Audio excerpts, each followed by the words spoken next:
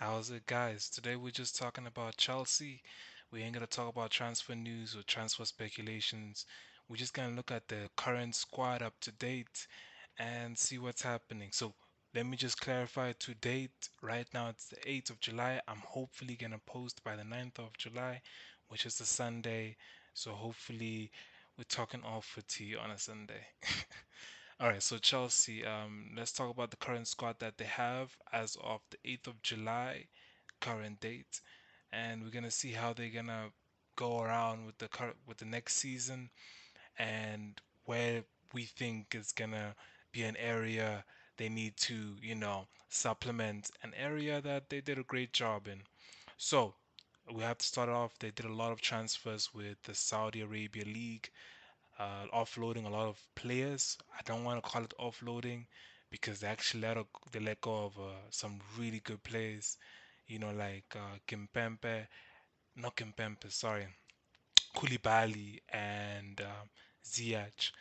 So we're gonna talk about that a little bit, but I want to read the current players right now, starting with the forwards, midfielders, defend, and last but not least, the goalkeepers.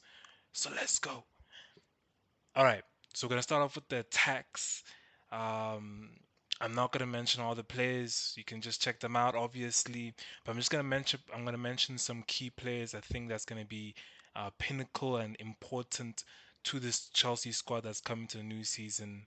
Lukaku is coming back, which is good news and also bad news. So the good news is Chelsea had an issue last season, which was the 22-23 season where they weren't scoring as much goals as they needed. They didn't have a proper goal scorer. They were creating great chances. They were defensively very, very, very good, but they just couldn't get the ball behind the net. And that was Chelsea's main problem within that season. So I think personally, with Lukaku coming in, this is going to be a great addition to the Chelsea squad, helping bring some goals into the net. I'm excited for Lukaku, but at the same time, I also understand the man comes with his inconsistency. And plus, I'm not too sure if Inter Milan can wrap up a deal to get him back. But as of right now, as of to date, Lukaku is a Chelsea player, and I think it's going to be great if Chelsea keeps him. He's a great player if he's in his right mindset. I'm not too sure if Pochettino is the great manager to take the proper Lukaku out of him, but let's see with this season. But Chelsea now have two number nines, which is better to say than in a lot of other clubs which are struggling to find a number nine. So they have Aubameyang and Lukaku. So I'm excited for the next season to see if the goal problem does get better. And plus, with all the midfields that they bought in the previous transfer season, this is going to be great for a player like Lukaku who just needs a chance creator. So I'm excited for it. I'm excited for what Chelsea's got. Now, within the attacks, I don't think they should go out for anybody else. I think what they have is pretty decent. You've got two number nines which are proven and are fantastic. You can even play them together. One come playing with another.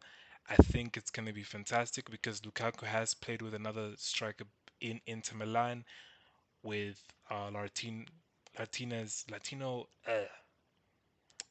I'm gonna get that name wrong. The Argentinian number nine, Martinez. There we go. So yeah, so Lukaku can play with another striker, and I think Aubameyang can also play with another striker. That can be a good duo if they give it a try, and if Pochettino gives it a try. But other than that, this is an exciting squad for Chelsea, especially with the attack. They got some reinforcement where that's where they needed it. And then that's great. That's great. I mean, a lot of media did shame Chelsea for the season they had. Now, let me give you my perspective. For a team, I felt like Chelsea was one of the best defensive teams in the Premier League and also in the Champions League. They defended very well. They had a strong defense. I mean, yes, they would lose a lot, but they'll only lose by 1-0, and they would get draws and 2-0 and stuff like that. So I think they had a great defense. It's they just didn't score the goals, and obviously goals do change matches. If you're not gonna score a goal, you can be playing good all 90 minutes, but it doesn't mean anything if you don't score the goals. So now they have the reinforcement where they need it, and we're just gonna see if Chelsea can come up. So other than that, the attack is pretty standard from the previous season. I'm just want to kind of talk about the midfield. They are potentially, I'm just checking it out on my other screen here. They are just potentially letting go of Kovacic. Now, the mid, that is something else. They actually let go of Kovacic, actually. I'm just checking now. I think it's a done deal. He went to Manchester City. So they let go of Kovacic and they also let go of Kante. That is a concern to me because those are two defensive midfielders. I do not know who they're planning on getting in the market. You let go of Kante, who is one of the best defensive midfields out there, if not the best defensive midfield out there, and you're letting go of Kovacic. Now, I would understand getting rid of Kante due to his injury prone and his injury history, but I don't understand with the Kovacic situation, bruh. I think they should have kept Kovacic, in my personal opinion, at least. He's one of my favorite players, and I think he added a great addition to to the Chelsea squad. But they let him go, so I don't see any other midfielders that can take up the defensive role. With I'm assuming that Chelsea were focusing on players going out, and I think now they probably in the latest sign of the transfer season they will look to bring in some more reinforcement. But I think one area they need to bring is a defensive midfielder. They have to get a defensive midfielder. And other than that, I'm excited. The midfield is good. They got reinforcements, especially with Enzo Fernandez. They got some reinforcements with bringing some youth players coming up. Uh, I'm excited for it. I just think they do need some more defensive. They still have Pulisic. I'm not sure what's gonna happen. Um, I think he's a player who just needs some more game time. I think he can be a great number 10 for Chelsea. It's just unfortunate that he doesn't get as much game time as he can to showcase his abilities. Yeah, so I'm hoping for him to also get some game time as well. Let's see. And then we're gonna come to the defense. I'm just like the my concerns with the midfield. They let go of stars. They let go of Koulibaly, who is one of the best centre backs in world football. I don't understand.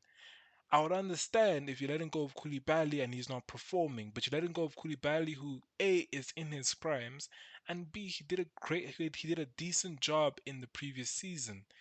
I think Koulibaly and Thiago playing together is a good combination if it's given time because you're having two players with an immense wealth of experience.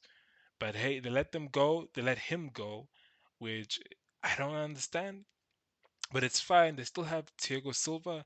But look, if I had to choose between having a Koulibaly in my team who's in his prime or having a Thiago Silva who's 35, 36, let me tell you something. I'm always going to choose a younger Koulibaly. Koulibaly is great. He is in his prime. I think he just hit 30, 31, maybe 29. In between those ages, he is a fantastic defender, but they let him go, which is to my confusion. And a lot of reports are saying Chelsea are offloading. How is it offloading? They're letting go of some of their top stars. But I don't know. Perhaps and it doesn't make much sense to me because there isn't a lot of options in the market as we speak. You're letting go of Koulibaly. Who else are you gonna get to fill in the boots? You're letting go of Kovacic and Kante. Who, do you know of any defensive midfielders out there in the transfer market that can play of the standards of Kante or Kovacic, and Kovacic can be played as number eight as well. To let go of that, so it's to my dismay they let go of some really good stars, and I'm gonna come to the goalkeepers. As we all know, they let go of Mendy. They kept Kepa, and they let go of Mendy. Brah! What is happening? I think that was a shocker for me. I think that was a shocker for me. I un- I don't understand actually. I was gonna say I understand. I don't understand anything. How do you? I don't understand. I don't understand. I don't understand how Pochettino can come into a team and be like, Joe, Mendy, Ushapu, but Cap. I don't understand. Is it? I, I don't get it. But yeah, they chose to keep Kepa. I'm not sure if that's the goalkeeper they want to continue with. He did play pretty good in the previous season, which was the 22-23 season. He played pretty well. He played a pivotal part. But if any Chelsea fan were to choose between playing with Kepa and Mendy, I'm telling you, guaranteed that people are going to choose playing with Mendy. He commands his defensive line. He is a great goalkeeper, but they decided with Kepa, and I'm not understanding the reasons to why, but it's happened. So my concerns with Chelsea's transfer is okay, you let go of Ziyech. He is injury prone. Great, fantastic. I didn't even talk about it in the midfield because he was very injury prone and he didn't have much of an impact in Chelsea. His time at Chelsea did not come with significance, but I would say, and with Kante, it's arguable. Yes, he was very injury prone, and maybe it was a good business move to let him go, especially at his age. Let him go out now before the injuries get worse and worse and worse, and off go his salary and everything. Fine, those two I give my respects to. But letting go of Koulibaly, who was in his prime, who was a pivotal part of helping the team stay in most of the games that they were playing, I don't understand. Letting go of Mendy, who was a pivotal part of the last two seasons for your goalkeeping, I don't understand. But I would say if I was to, let's say, in an imaginary world, I was the coach of Chelsea. I think they have a great squad, a squad that will compete in the next season. A young squad, I would say. Actually, a nice mixture of young and old. I can prove it with the attack having the experience of Lukaku, not that much experience, I must say, and the experience of Birmingham. Yeah, and those type of experience that can be fed to the younger guys. And then you also have the experiences within the defense with Thiago Silva, telling his defensive line, hey, do this, do that, which can work and that can be perfect. And yeah, am I wrong? Ziyech is actually here. My bad. They kept Ziyech and you let go of Kovacic. I don't understand. I think I just don't understand the transfer side. It's good, but it's also I just don't get it. I don't understand the logic behind them letting go of Koulibaly, and I don't and it's not even talked about enough. There's not enough people talking about the letting go of Mendy. I don't understand why. It is almost like Real Madrid letting go of Thibaut Courtois, Liverpool letting go of Alisson, Barcelona letting go of Ter Stegen, or Bayern Munich letting go of Neuer. Emmanuel. Let me just leave it like that. It just doesn't make sense. But nevertheless, if I was to give you my conclusions is Chelsea does have a good squad. They are going to compete in this coming season if they get some reinforcements in the defense, perhaps to help Thiago Silva. He's 36, man. He can't do what he did. 37 probably. He just can't do it. and you let go of a younger player for him. So get somebody who can run for him, right? Let him be the mind and get some younger kid to do all the running. And get a defensive midfielder. You have a lot of attacking midfielders. You let go of Havertz, which I think that was a good move. He wasn't influential in the lineup. He just didn't do the thing. He would come pop up sometimes if he wanted to, and sometimes he's like, "Nah, I'm okay. It's not my day," and it's just like that. But yeah, that's Chelsea. Yeah, I don't see what's happening, but hopefully, let's see. I'm predicting that they're gonna buy some players coming to the end of the transfer. I'm gonna predict they're gonna buy a defender, and they would probably try to bag a good defensive midfielder to cover up. And yeah, I'm not sure if they're convinced with Lukaku, but let's see. I mean, hey, a Lukaku with Megan the Stallion can't do the most. I'm just saying. Ooh, ooh. Or yeah, you can get trapped. But anyways, thank you for watching. Please like and subscribe. There's more episodes to come. I'm excited for posting more and whatnot. And yeah, we got a little editor. Obviously, this channel's not making any money, so I'm pumping my own money to pay for the editor and stuff. But yeah, we're trying new things. I'm excited. And please like, please subscribe if you do. If you don't,